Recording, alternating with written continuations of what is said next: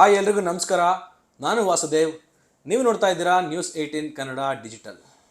IPL league ಹಂತದಲ್ಲಿ RCBಗೆ ಉಳಿದಿರೋದು ಎರಡೇ ಮ್ಯಾಚು. ಒಂದು ಪಂಜಾಬ್ ಕಿಂಗ್ಸ್ ವಿರುದ್ಧ, ಮತ್ತೊಂದು ಸನ್ರೈಸರ್ಸ್ ಹೈದರಾಬಾದ್ ವಿರುದ್ಧ.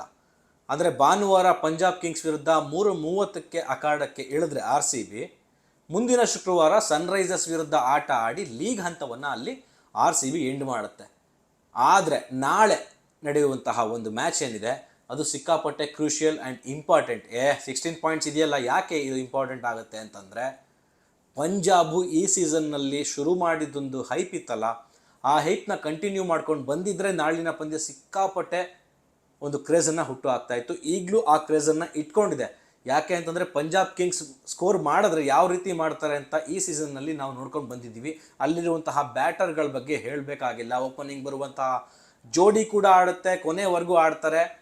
220 ಎಲ್ಲ ಅವ್ರಿಗೆ ಈಸಿಯಾಗಿ ಸ್ಕೋರ್ ಮಾಡುವಂತಹ score Punjab Kings. RCB original match ಅಂದರೆ ಅಖಾಡಕ್ಕೆ ರಿಯಲ್ ಆಗಿ ನೋಡಬೇಕು, ಒಂದು ಟಗಾ ಫೈಟ್ ಇರಬೇಕು ಅಂತಂದರೆ, ಒಂದು ಎರಡು ಟೀಮಲ್ಲೂ ಸ್ಟ್ರಾಂಗ್ ಇರಬೇಕು, ಒಂದು ಒಳ್ಳೆ ಫೈಟ್ ನೋಡಬೇಕು, ಎರಡು ಮದಗಜಗಳು ಕಾದಾಡಿದಾಗ ಹೇಗೆ ಅನಿಸುತ್ತೆ ಆ ಥರ ಅನಿಸುತ್ತೆ ನಾಳಿನ ಪಂದ್ಯ. ಯಾಕಪ್ಪ ಅಂತಂದರೆ ಪಂಜಾಬ್ ಕಿಂಗ್ಸ್ ವರ್ಸಸ್ RCB ಎರಡು ಕೂಡ ಈ ಸೀಸನ್ನಲ್ಲಿ ಸಿಕ್ಕಾಪಟ್ಟೆ ಸ್ಟ್ರಾಂಗ್ ಆಗಿ ಒಂದು ರೀಸನ್ ಆದರೆ, ಇನ್ನೊಂದು ರೀಸನ್ನು IPL ಚಾಂಪಿಯನ್ ಆಗಿತ್ತು ನಮ್ಮ RCB ಕಳೆದ ವರ್ಷ.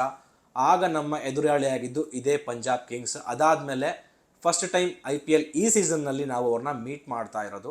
ಸೊ ನಾಳೆ ನಡೆಯುವಂತಹ ಪಂದ್ಯ ಧರ್ಮಶಾಲಾದಲ್ಲಿ ನಡೆಯುತ್ತೆ.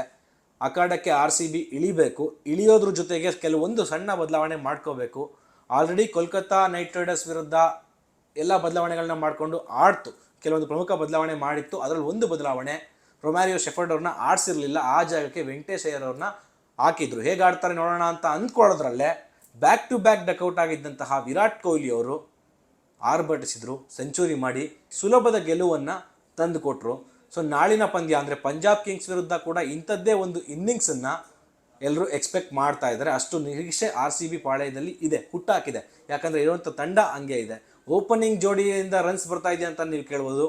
ಇಲ್ಲ, ಖಂಡಿತವಾಗ್ಲೂ ಓಪನಿಂಗ್ ಜೋಡಿಯಿಂದ ವಿರಾಟ್ ಕೊಹ್ಲಿ ಅವ್ರು ಬಿಟ್ಟರೆ ಬೆತಲ್ ಅವರ ಬ್ಯಾಟ್ನಿಂದ ಹೇಳ್ಕೊಳ್ಳುವಷ್ಟು ರನ್ಸ್ ಬರ್ತಾ ಇಲ್ಲ. ಅವ್ರ ಇಂಟೆನ್ಷನ್ ಚೆನ್ನಾಗಿದೆ, ಆಡುವ ಪ್ರತಿಯೊಂದು ಶಾಟ್ಸು, ಅವ್ರು ತೋರ್ತಾ ಇರುವಂತಹ ಒಂದು ಸ್ಟ್ರಾಟಜಿ ಪ್ಲ್ಯಾನ್ ಏನಿದೆ ಅದು ಚೆನ್ನಾಗಿದೆ. ಬಟ್ ಅವ್ರ ಬ್ಯಾಟಿಂದ ರನ್ ಬರ್ತಾ ಇಲ್ಲ. ಪಿಲ್ ಸಾಲ್ಟ್ ಆಲ್ರೆಡಿ RCB ಸೇರ್ಕೊಂಡಿದ್ದಾರೆ. ಒಂದು ಸಣ್ಣ ಆಪ್ರೇಷನ್ಗೋಸ್ಕರ ಅವ್ರ ಕಂಟ್ರಿಗೆ ಹೋಗಿದ್ರು, ಮತ್ತು ವಾಪಸ್ ಆಗಿದ್ದಾರೆ. ಸೊ ನಾಳಿನ ಪಂದ್ಯದಲ್ಲಿ ಅವ್ರು ಆಡ್ತಾರಾ ಇಲ್ವಾ ಅನ್ನೋದು ಕೂಡ ಸಿಕ್ಕಾಪಟ್ಟೆ ಇಂಪಾರ್ಟೆಂಟು. ಬೆತ್ತಲ್ ಜಾಗದಲ್ಲಿ ಪಿಲ್ ಸಾಲ್ಟ್ ಆಡಲೇಬೇಕು. ಆಗಲೇ ಒಂದು ಧರ್ಮಶಾಲಾ ಅಂತಹ ಒಂದು ಗ್ರೌಂಡ್ನಲ್ಲಿ ಹೆಚ್ಚು ಸ್ಕೋರ್ ಮಾಡೋದಕ್ಕೆ ಅವಕಾಶ ಸಿಗುತ್ತೆ. ಓಪನಿಂಗ್ ಜೋಡಿ ಸಾಲ್ಟ್ ಆ್ಯಂಡ್ ವಿರಾಟ್ ಕೊಹ್ಲಿ ಅವ್ರು ಬಂದರೆ ಒಂದು ಒಳ್ಳೆ ಇನ್ನಿಂಗ್ಸನ್ನು ಎಕ್ಸ್ಪೆಕ್ಟ್ ಮಾಡ್ಬೋದು. ಹಾಗಂತ ಸಾಲ್ಟ್ ಏನು ಆಡ್ತಾ ಇದ್ದಾರೆ ಅಂತ ನೀವು ಕೇಳ್ಬೋದು. ಸಾಲ್ಟ್ ಆಡ್ತಾ ಇಲ್ಲ, ಬಟ್ ಕೆಲವೊಂದು ಪಂದ್ಯಗಳಲ್ಲಿ ಆಡಿದ್ದಾರೆ. ಕಮ್ಬ್ಯಾಕ್ ಮ್ಯಾಚ್ ಏನಾದರೂ ಸಿಕ್ಕಿದ್ರೆ ಅವ್ರಿಗೆ ಚೆನ್ನಾಗಿರುತ್ತೆ ನಾಳಿನ ಪಂದ್ಯದಲ್ಲಿ.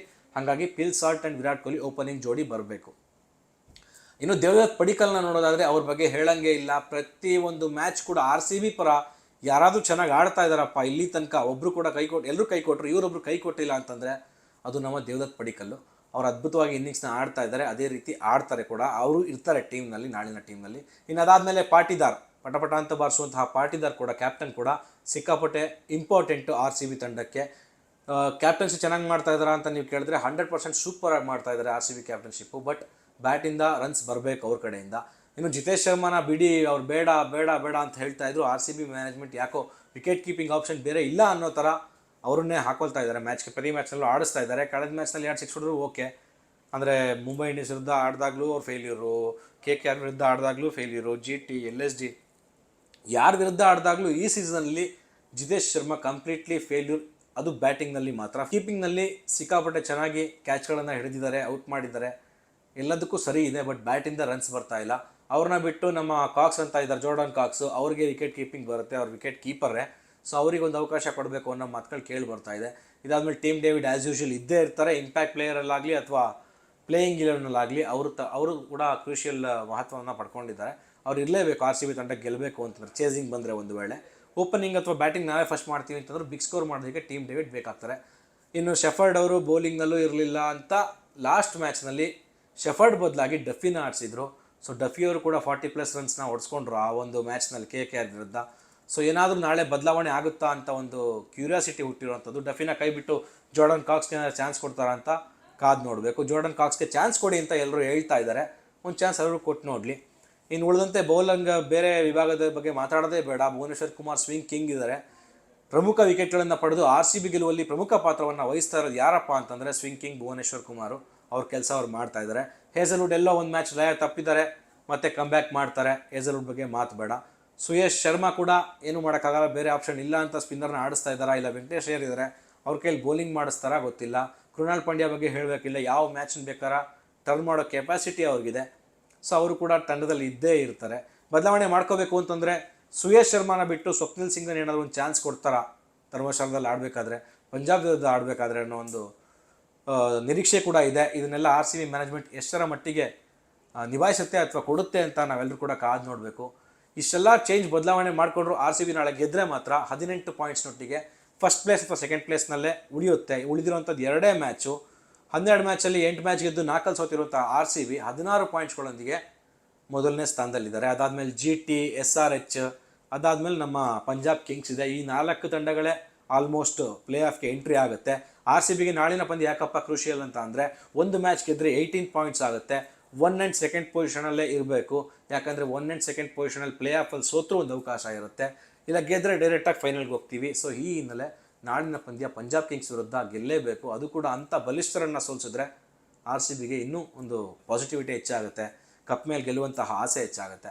ಈ ಬಗ್ಗೆ ನಿಮಗೆ ಅನಿಸುತ್ತೆ, ಯಾವ ಆಟಗಾರ ಒಳಗಡೆ ಬಂದರೆ RCB ಗೆಲ್ಲುವ ಸಾಧ್ಯತೆ ಹೆಚ್ಚಾಗುತ್ತೆ, ಯಾರನ್ನ ಹೊರಗಡೆ ಕೂರಿಸ್ಬೇಕು ಅನಿಸುತ್ತೆ ಅನ್ನೋದನ್ನು ಮರೆಯದೆ ಕಮೆಂಟ್ ಮಾಡಿ ತಿಳಿಸಿ. ಮತ್ತೆ ಸಿಗೋಣ ಮುಂದಿನ ವಿಡಿಯೋದಲ್ಲಿ. ಅಲ್ಲಿವರೆಗೂ ನೋಡ್ತಾ ಇರಿ ನ್ಯೂಸ್ 18 ಕನ್ನಡ. ನಿರ್ಭೀತ, ನಿಷ್ಪಕ್ಷಪಾತ, ವಿಶ್ವಾಸಾರ್ಹ ಸುದ್ದಿಗಳಿಗೆ ಮತ್ತೊಂದು ಹೆಸರಾಗಿರೋ ನ್ಯೂಸ್ 18 ಕನ್ನಡ ಈಗ ಆಪ್ನಲ್ಲೂ ಲಭ್ಯ ಇದೆ. ದಯವಿಟ್ಟು ಇಲ್ಲಿರೋ QR ಕೋಡ್ ಅನ್ನ ಸ್ಕ್ಯಾನ್ ಮಾಡಿಕೊಂಡು ಆಪ್ ಡೌನ್ಲೋಡ್ ಮಾಡೋದಕ್ಕೆ ಮರಿಬೇಡಿ. ನಿಮ್ಮ ಬೆಂಬಲ ಹೀಗೆ ಸದಾ ನಮ್ಮೊಂದಿಗಿರಲಿ. ಧನ್ಯವಾದ.